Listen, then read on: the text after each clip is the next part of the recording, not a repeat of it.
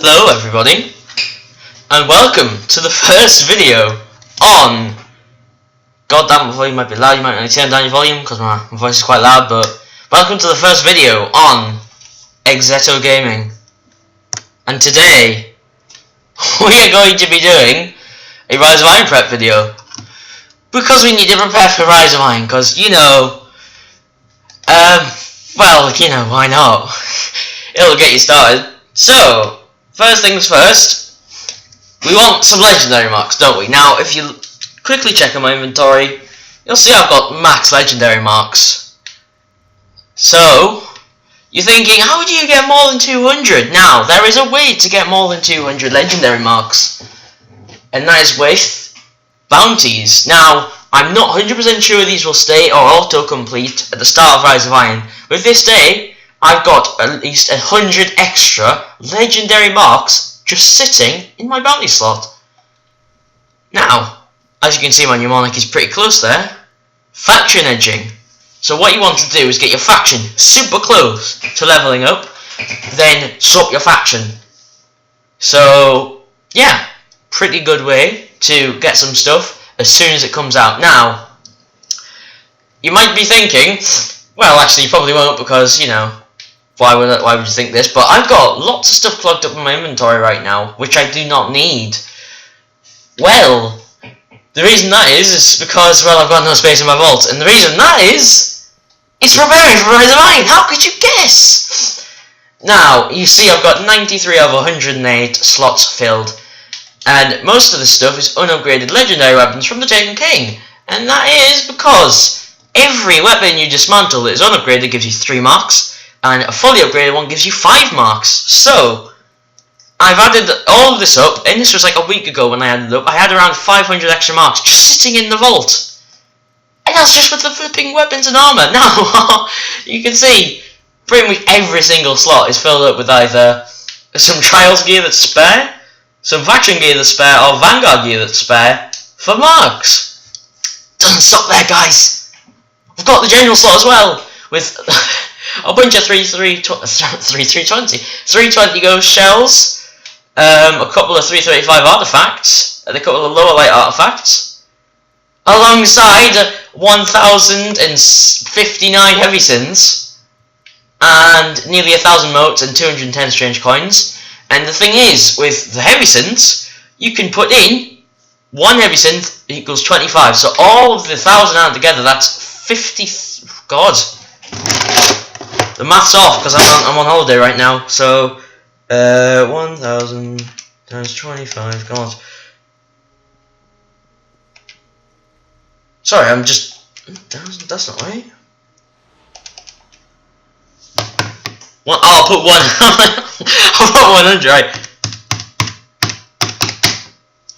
25,000 reputation. So that is 10 faction packages. Just from heavy synths. Now, I will be spending all these motes on faction packages, but I've still not figured out the sum of calculating how much rep 957 will give. So if you guys can leave that down in the comments, that would be very nice. But I'm pretty sure it will give around 7 to 8 faction packages just with that alone. And what I've been doing is I've been doing Prisoner of Elders, stocking up the motes that I've got, and the strange coins that I've got, just to get all that stuff. Is there anything else? Well, yes, kind of.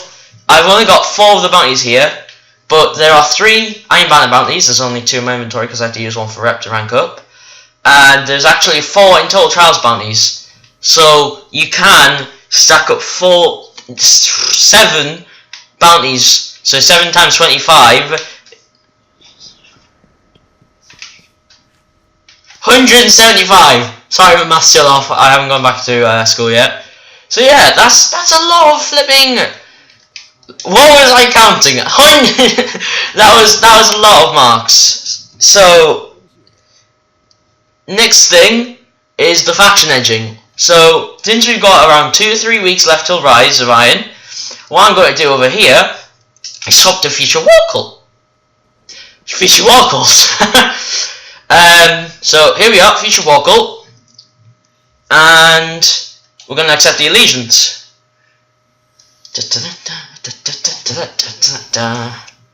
There we go, feature vocal allegiance.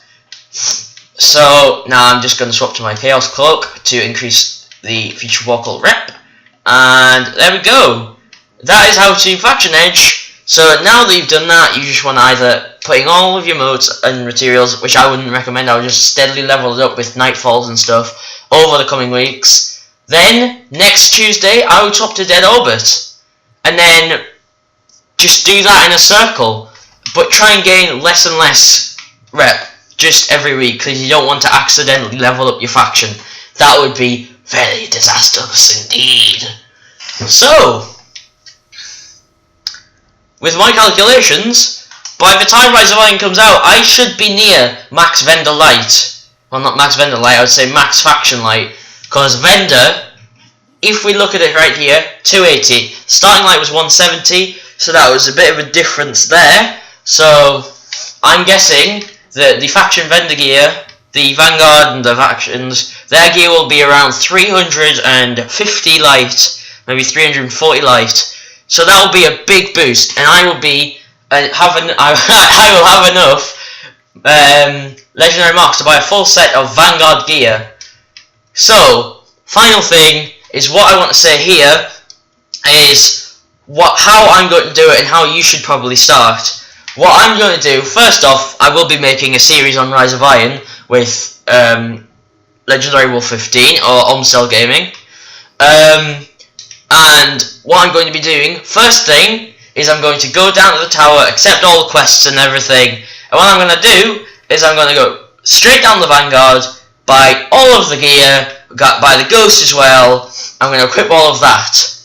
Now, I'm not going to rank up my factions until the end of the story, because the blue light gear, or the blue gear, the rarity, Jesus Christ, the rarity of gear, will probably reward higher light than current gear.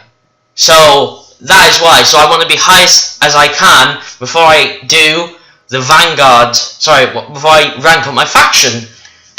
And yeah, I do believe that is it for now, guys. And this has been the first video on Exeto Gaming, and I will see you guys in Rise of Iron.